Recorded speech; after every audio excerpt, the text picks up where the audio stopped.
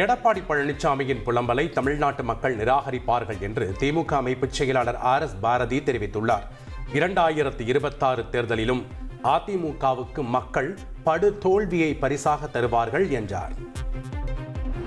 சென்னை வானகரத்தில் இன்று நடைபெற்ற அதிமுக பொதுக்குழு கூட்டம் நிறைவடைந்த பிறகு அங்கு அலங்காரத்திற்காக வைக்கப்பட்டிருந்த கரும்பு கட்டு, வாழைத்தார் மற்றும் பழ வகைகளை பொதுமக்கள் மற்றும் தொண்டர்கள் அள்ளிச் சென்றனர்.